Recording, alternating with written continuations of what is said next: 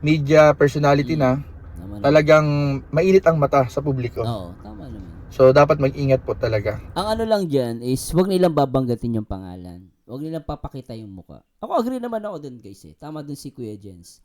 Ang disagree lang ako, may mga inilabas na issue, tapos yung mukha ng tao, yung pangalan, nailabas na agad.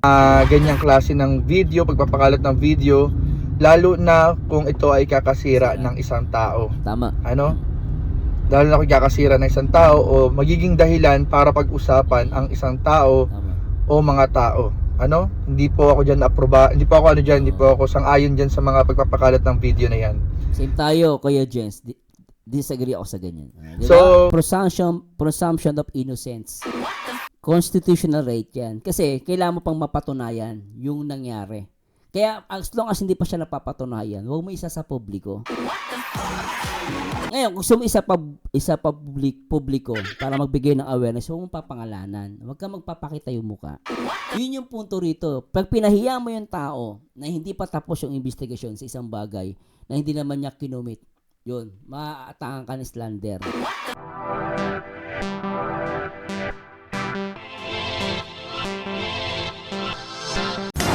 Hi guys! Magandang araw po sa inyo lahat. Ito po ang paborito nyo reactor, ang nag-iisang Marzano TV 2.0.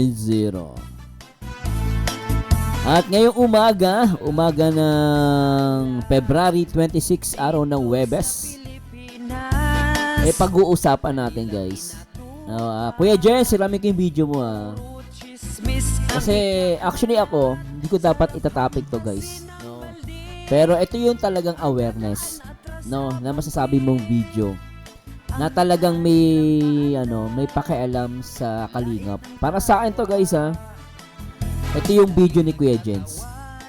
At ito yung talagang masasabi nating awareness and concern na video, And ito may title to na kumakalat na video ng Kalingap Angel Raw di umano, bakit patuloy na pinag-uusapan at sinasaab publiko. At reaction video natin yan. Kaya dyan, salam yung video mo. At the same time, mamaya may play din po ako na video, At parang yung mga nakaraang mga issue na nangyari. Ito po for educational purposes, nothing personal again. Ito po ay para may matutunan tayong lahat sa mga ganitong bagay. At anyway, so natin, bago tayo mag-start, shoutout muna natin lahat ng Kalingap partners, reactors sa pangunan ni Kuya Bal Santos Matubang, Ate Edna. At syempre, ang direktor na nagpapabayran na nag-iisang Kalingap Rob. At syempre, shoutout din po sa mga kapwa OFW natin sa iba't ibang dako ng mundo. Ingat po kayo palagi at samahan nawa ng Panginoon. So, tara, hindi ko na papatagalin at pakinggan muna natin si Kuya Jens. Tara. Ay yung tungkol sa mga balibalita tungkol sa ating mga Kalingap Angels o kinabibilangan ng ating mga Kalingap Angels po. So, dito mga Kalingap, titingnan natin ang dalawang side po ng kwento. Dalawang side ng kwento. Una, i-consider natin yung nararamdaman ng mga Kalingap Angels, yung kanilang Very good. Tawag dito, yung pakiramdam ng mga Kalingap Angels kasi yung pakiramdam nilang mapapahiya sila, Kuya Jens. Natin isipin yun. Totoo man o hindi. Di ba, sila yung sila yung natatopic, sila yung napag-uusapan po mga Kalingap. So pangalawa, kukonsider naman natin yung mga nagbibigay ng reaction or advice or nagbibigay ng komento patungkol dun sa mga issue, or sa mga balibalita. Alam mo, tignan natin to guys, gusto ko to sinabi ni Kuya Jens, Kalingap. So ang una natin pag-uusapan po mga Kalingap ay yung balita po na nababasa natin, napapanood natin sa ibang mga video, sa YouTube, sa social media, na di umano po ay meron daw kumakalat na video. Doon pala sa kumakalat mga Kalingap, foul na yun agad totoo yun. Foul na agad yun. Foul na agad yung sa yung salitang kumakalat. Kasi unang-una, maling-mali magpakalat ng mga video. Galing. Maling magpakalat ng mga video lalong-lalo na kung ito ay ikakasira ng isang tao. Tsaka pwede kang i-demanda niyan, no? Pag na-feel nung tao, nung concern ng tao, yung subject, na-feel niya napahiya siya, pwede kayong maidemanda. At yung mismong nag-share po, bawal yon. Kaya dito sa Singapore, pag nag-share ka ng mga ganyan, at may nagreklamo, yari ka. Kaya ingat kayo lalo mga OFW na huwag kayo basta-basta nagsishare. Ngayon, yung pati nagsishare, pwede makasuhan. Kaya ngayon kumakalat dapat yun, hindi mo yun ikakalat Basta kinalat mo yun, share mo, pati ikaw madadamay ka. No guys, totoo man o hindi yun. Kasi may ano pa yan mag-a-undergo pa ng investigation yan Kapag yan na, kunwari, yung subject na stress, na-depress, nagka-problema, napahiya siya lalo nung, siya, personality din siya. Di ba? Mga kalingap, mali po 'yun. Hindi po natin tawag doon. Hindi po natin inaaprobahan yung mga ganyang klase ng video, pagpapakalat ng video, lalo na Tsaka, teka lang Kuya Jess, pasensya na. Unang-una po, walang inutos si Kalinga Prob. Sila Kuya Bal na gawin yan. Alam mo nang kumakalat, ikakalat, i-spread ato mo pa. Wala pong utos sa amin yan. I don't know sa ibang mga reactor, pero para sa akin, walang inutos yan. Kaya gano'n kay Kuya Jens Kasi tsaka nakakatakot po ito. Kaya, Kuya Jens, pasensya ka na, ginamit ko agad yung video mo. Kasi talagang kailangan natin pigilan to yung mga ganyang klase ng video, pagpapakalat ng video, lalo na kung ito ay kakasira ng isang tao. Tama. Lalo na kung kakasira ng isang tao o magiging dahilan para pag-usapan ang isang tao. Tama. O mga tao. Hindi po ako diyan hindi po ako hindi po ako sang-ayon diyan sa mga pagpapakalat ng video na 'yan. Same tayo, Kuya Jens.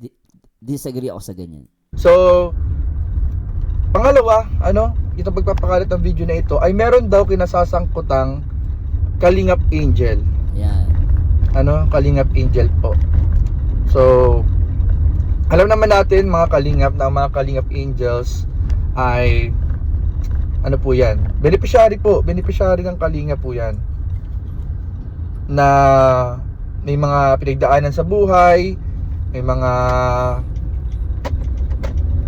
pagsubok, may mga kwento ng buhay nila na tinutulungan po natin na makaahon sila sa kung ano mang problema na pinagdadaanan po ng mga Kalingap Angels. So, the fact na nagkakaroon ng mga issue yung mga Kalingap Angels po ay hindi po magandang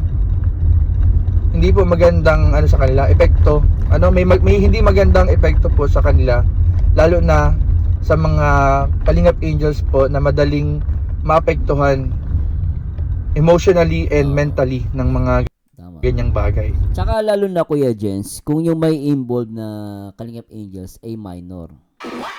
Lalo na kung minor, medyo kawawa sila dyan, lalo pag minor pa Pero kung kahit hindi minor, nag-aaral pa at bata pa rin yan lalo nag-aaral, so may malaki ang possibility na may stress o ma-depress yan. Pag na-depress yan, babayaran nyo, sasagutin ninyo yung pangpapagamot. Hindi nyo ba naisip yung depression matindi yun Hindi ko kinakampihan yung Kalingap Angels. Tama si Kuya Jens dun, emotionally, spiritually, and matindi yung depression. Sa iba kasi binabaliwala nila yun Pero totoo guys, maraming nagkakasakit na mga Pinoy ngayon depression sa iba't ibang dako ng mundo. Emotionally and mentally ng mga ganyang bagay. So, naintindihan natin mga Kalingap na may mga taong concern. May mga taong concern po sa kanila. Pero, hindi sa tama. Ang sa akin lang, kung maaaring wag nang i-broadcast, kung maaaring wag nang ipangalandakan yung mga ganyang pagkakamali. Kung maaari namang idaan sa maayos na pagpapayo, maayos na kausapin, o maayos na pag-guide sa mga kabataan, ay hindi na kailangang i-broadcast pa. Ayan. Kasi alam mo, Kuya Jens, Yung iba kasi pinapalight pa eh, no? Pinapalight na kasi nag-concern. Hindi po kasi ako naniniwala doon. Lagi niyo tatandaan, guys. Kunwari, as a content creator, tignan mo yung resulta nung content mo. Kunwari, yung content mo, sa tingin, sasabihin mo lang naman, syempre, para ano, concern ka o kaya awareness.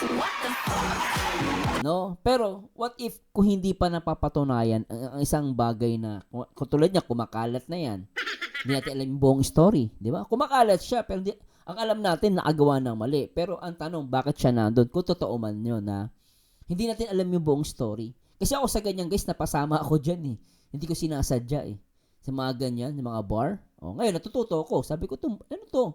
Ba't nandito ako? Akala ko birthday party. Eh, syempre, nagkakayaan na. O, then, nasa bar ako. Yung sa bar, pwede ka naman niyayakan ng kaibigan mo. Eh, syempre, birthday. Malay ba niya na, so, sa presahan niyo sila, doon pala sa bar. Oh, ang gagawin ko naman, tatahimik na lang. Pero nandun ako, nakaupo lang ako. Nakikisama ako. Kasi nga, ano yun, birthday yun eh. And then naisip ko, pwede ka naman pala nasa bar, nakaupo ka lang, wala ang gagawin masama eh. What if ko, diba? Oh, diba? Kung sumasayaw-sayaw ako, wala pa rin mali doon.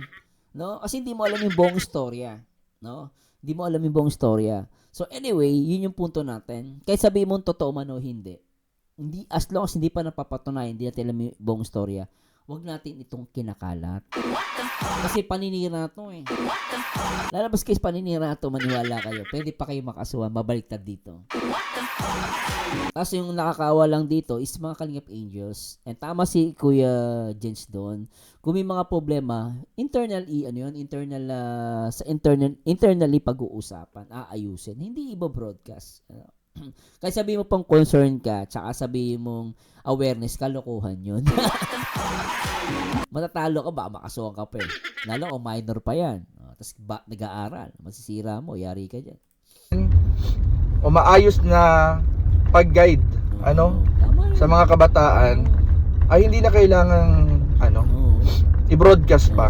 Lalo kabataan. Lalo ka nag-aaral. Diba? For the sake of na lang, sa magulang. Doon sa saka yung emotionally awareness nung bata, kawawa naman. Diba? Internally na lang. Diba?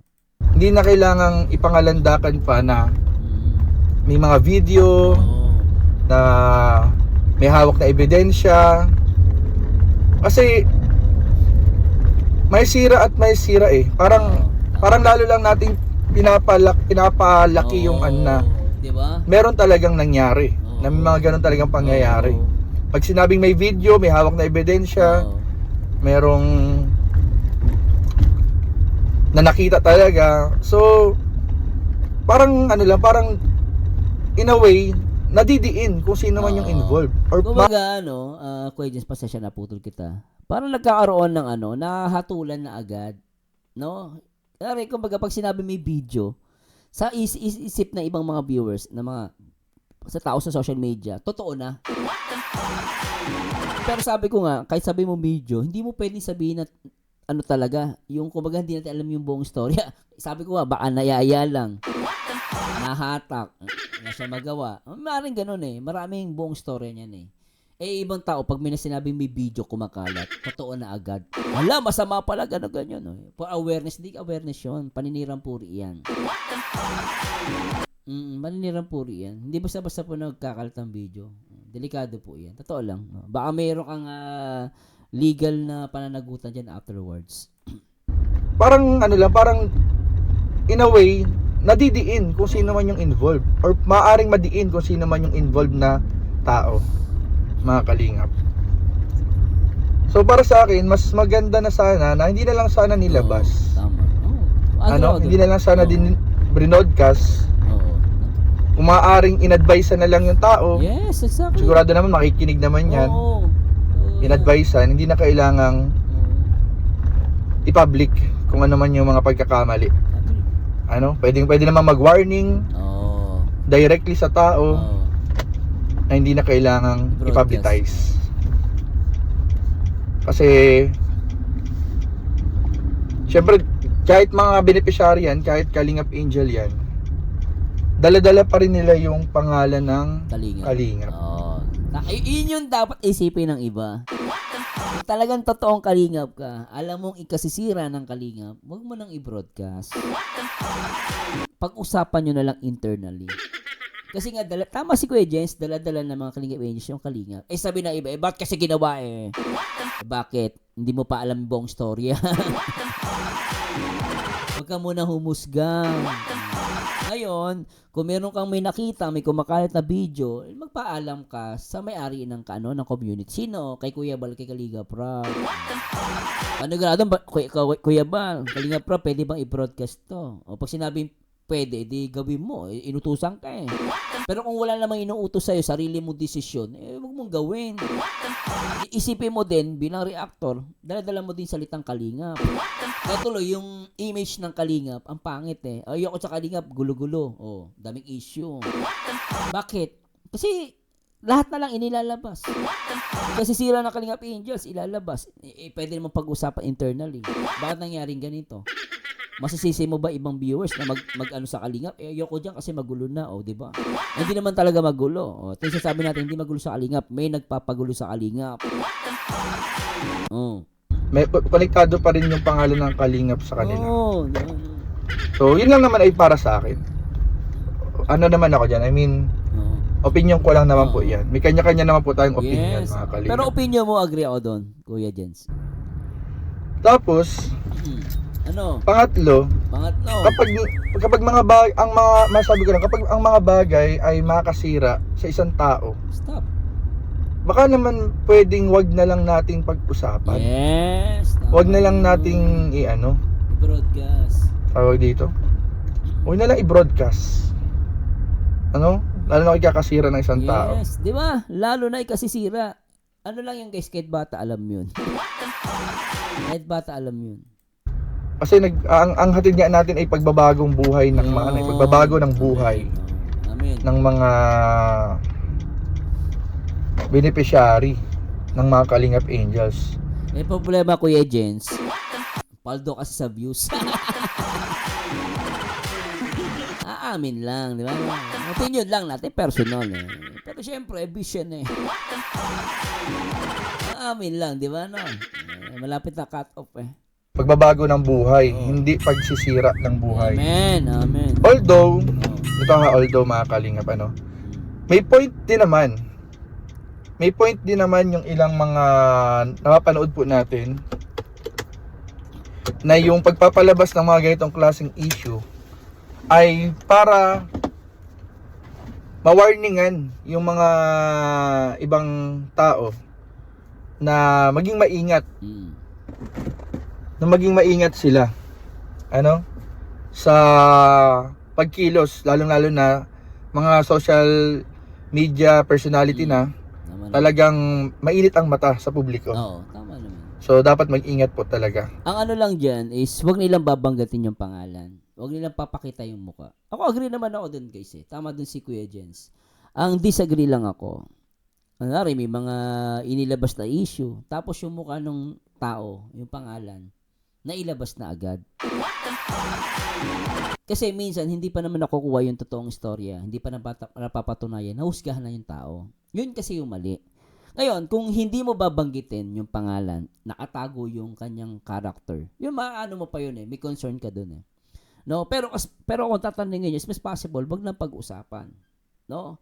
Pero, sa kabilang banda, kung ang talagang habol niya awareness, totally, iaano mo yun, isasara mo yung muka. Huwag mong papangalanan. Yun talaga makikita mo. No, pero kung tatanungin nyo guys, kung maaari, wag na lang pag-usapan. Mas okay yun. Mas okay yun para sa akin. Kasi kumbaga, sabi nga nila, less talk, less mistake. Less topic, less mistake din. So parang ganon, di ba? So nasa inyo yun, no? Tama naman si Kuya Jens. At may punto naman yung iba na as long as walang muka, hindi mo pa pangalanan, safe ka doon. No? Pero pag may pangalan na, at inano mo na agad na broadcast mo na, tapos sumbong pa lang, hindi pa napapatunayan. So doon pa lang fall ka na. At anong sabihin mo? Fall ka doon. At maging isang magandang halimbawa sa mga kabataan. Yes. At sa lahat ng nakakapanood at tumahanga sa kanila. So tama naman po 'yun. Wala naman hindi naman tayo kumokontra doon, mga Kalingap. Tama naman po 'yun. So, yun lamang po mga kalingap. So, yun, di ba? So, ito guys, pakinggan natin itong isang bago ito natin ituloy ito. Ito, i-play ko lang to. Slander ba yan? May isang vlogger na inaresto for unjust vexation. Okay, fine. May kaso, may reklamo. Parte yan ng sistema. Pero ang tanong, bakit kailangan iharap sa media? Bago tayo magpatuloy, gusto kong linawin to. Legal opinion ko to. Wala pang specific ruling ang Supreme Court tungkol sa ganitong eksaktong situation. So, analysis ko ito based sa batas at sa legal principles. Ngayon, para sa akin, slander yung ginawa ng mga pulis. Ano ba ang slander? Ibig sabihin, may statement na binigkas na nakakasira ng reputation ng isang tao. Ang slander, pwedeng written, libel yon. Pwede ding oral defamation ang tawag doon. Pero, whether oral or written, ang importante, ang purpose ng mga statement ay siraan ang pangalan mo. Ang layunin ay ipakita na masama kang tao sa paningin ng publiko. O, yan yung sinasabi natin. Yung slander na tinatawag. Ngayon, ito nangyari kay Maagago ay kay FLM, Mangusin, no? So, although may mali talaga si FLM, pero may pagkukulang pa rin yung police doon. Hindi po tayo abogado. So, may tutulad din natin to sa mga content creator. No? Hindi porket kumbaga parang i-share mo, pinost mo, tama na. No, pero kung makakasira sa paningin ng tao at hindi pa napapatunayan, slander 'yun.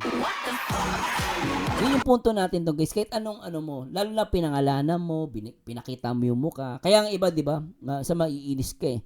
Kapag yung mga politiko minsan naka-blurred yung mukha eh. Pero pag yung mga mahihirap, 'di ba, walang mukha. Pero dahil kay mayaman, may mayaman yung pwede kay demanda, i-blurred nila. Kaya supposedly dapat yung mga kahit suspect pa lang, binablur yun, di talaga pinapakita dapat yun. Kasi suspect pa lang, di pa napapatunayan eh. So, ganun din po sa mga content. Ngayon, kung hindi pa siya napapatunayan, hindi pa huwag mong ipapakita yung mukha, huwag mong ipapahiya sa publiko. Kaya sabihin mo, mali yung ginawa.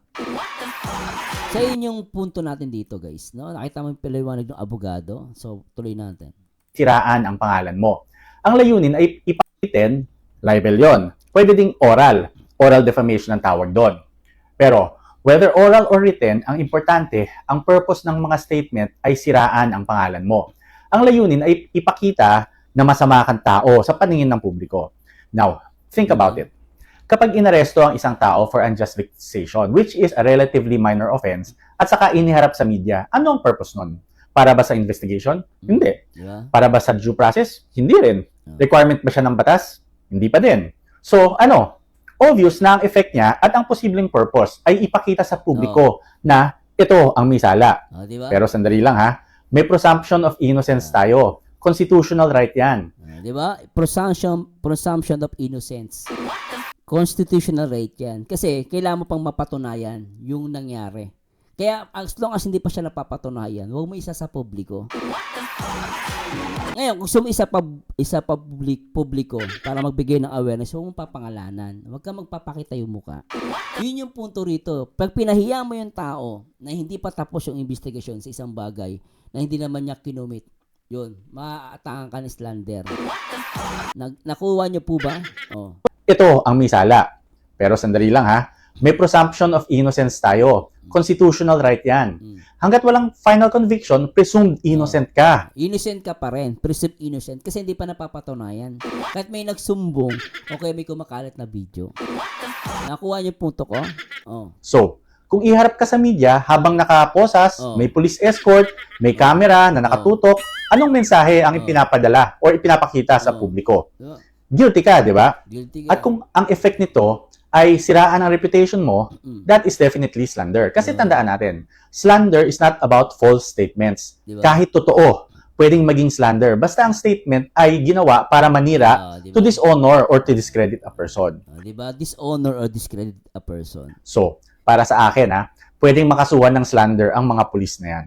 Ayun yung kay Mangusin tsaka kay Maagago. Pero tandaan nyo guys, sa content creator, pwede ka pa rin mademanda. Lalo na kung napahiya yung tao. So anyway, this is only my opinion guys. Nothing personal. Again, nothing personal. No, kung may mga masasaktan, hindi ko pa kasalanan yon. Basta sa akin, this is only for educational purposes. At sana may matutunan tayo. Lalo na sa mga content creator. Totoo lang guys. disagree din po ako talaga na isa publiko yung video na yon. Pero ngayon, kung igagamitin yung term na hindi nila ipapakita yung muka, hindi nila sasabihin yung pangalan, and magbibigay sila ng awareness, okay yun. Kasi hindi pa mahatulan kung sino yun eh. Mapag-usap-usapan yun. Pero, kung maaari, tama si Kuya Jens, wag ikalat yung mismong video. Kasi later on, pwede ka mademanda guys. Kahit sino sa inyo guys. Kunwari, nakakuha na kayo ng video ngayon. Huwag niyo pong i-share yan.